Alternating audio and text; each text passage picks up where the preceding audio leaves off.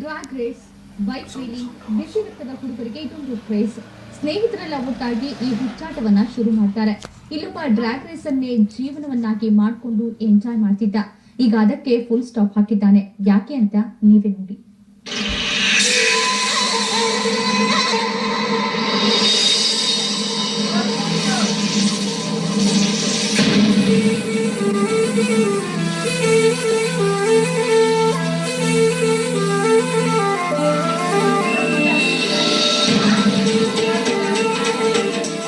ನಿಮ್ ಕೈಯಲ್ಲಿ ಇದು ಸಾಧ್ಯ?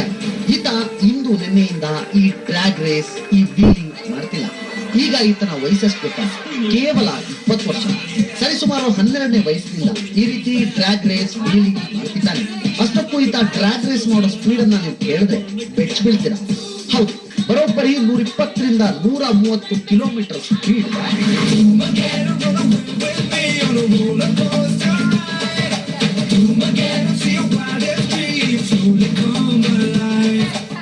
ಈತನ ಡ್ರ್ಯಾಗ್ ರೇಸ್ ಹುಚ್ಚು ಎಂತದ್ದು ಅಂದ್ರೆ ಹೆಚ್ಚು ಕಮ್ಮಿ ಬೆಂಗಳೂರಿಗೆ ಈತ ಚಿರಪರಿಚಿತ.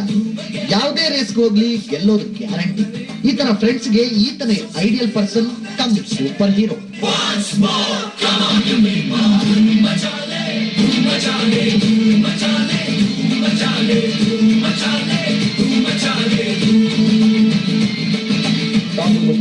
ಆ ಟಾಪ್ ಲಿಸ್ಟ್ ಅಲ್ಲಿ ಅಮಾಂಗ್ ಅಲ್ಲೆಲ್ಲ ಅನಿಲ್ ಅಂತ ಇದಾರೆ, ಅವ್ರ ಜೊತೆ ಎಲ್ಲ ಬೀಟ್ ಮಾಡ್ದ. 120 ಇಂದ 130 140ಗೆ ಇಂಪ್ರೂವ್ ಆದ. 140 ಸ್ಪೀಡ್ ವೀಲಿಂಗ್ ಮಾಡ್ತಾನೆ, ವಿತೌಟ್ ಹೆಲ್ಮೆಟ್ ಯೂಸ್ ಮಾಡ್ತಾನೆ, ಏನ್ ಸೇಫ್ಟಿ ಗಾರ್ಡ್ ಏನ್ ಯೂಸ್ ಮಾಡಲ್ಲ. ಆಮೇಲೆ ಹಂಗೆ ಡ್ರ್ಯಾಗ್ ರೇಸ್ ಹೋದ. ಡ್ರ್ಯಾಗ್ ರೇಸ್ 5 ಡ್ರ್ಯಾಗ್ ರೇಸ್ ನಡೀತಿಲ್ಲಿ ಹೊಸಕೋಟೆ ಹತ್ರ. ಎಲ್ಲಾ ಡ್ರ್ಯಾಗ್ ರೇಸ್ ವಿನ್ ಆದ. ಈ ಅಮ್ಮ ಅಂದ್ರೆ 1 lakh rupees more than 1 lakh win ಆಗಿದೆ ಅವನು. ಮನೆಯಲ್ಲಿ ಅಪ್ಪ ಬೈಕ್ ಕೊಡಿಸಲು ನಿರಾಕರಿಸಿದ್ರು. ಅಷ್ಟಕ್ಕೆ ಸುಮ್ಮನಾಗದ ಸಲ್ಮಾನ್ ಮೊದಲಿಗೆ ಸೈಕಲ್ ನಲ್ಲಿ ವೀಲಿಂಗ್ ಮಾಡೋದನ್ನ ಅಭ್ಯಾಸ ಮಾಡಿದ. ನಂತರ ತನ್ನ ಚಾಳಿಗೆ ಸಾಥ್ ನೀಡಿದ್ದು ಸ್ನೇಹಿತರ ಬೈಕ್.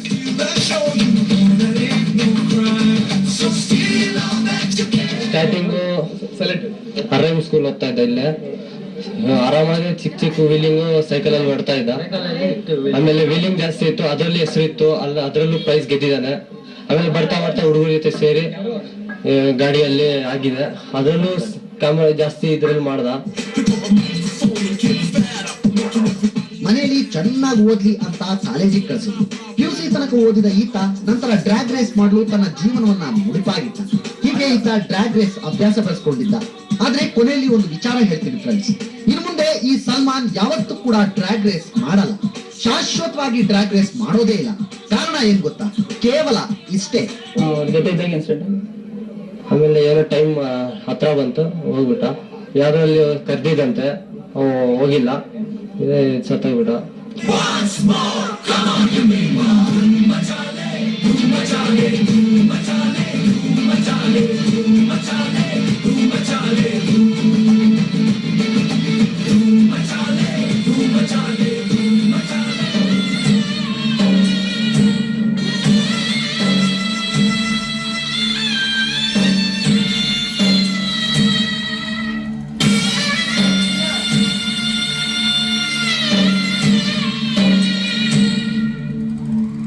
ಬೆಂಗಳೂರಿನಿಂದ ನಾಗೇಂದ್ರ ಬಾಬು, ಸಮಯ ನ್ಯೂಸ್.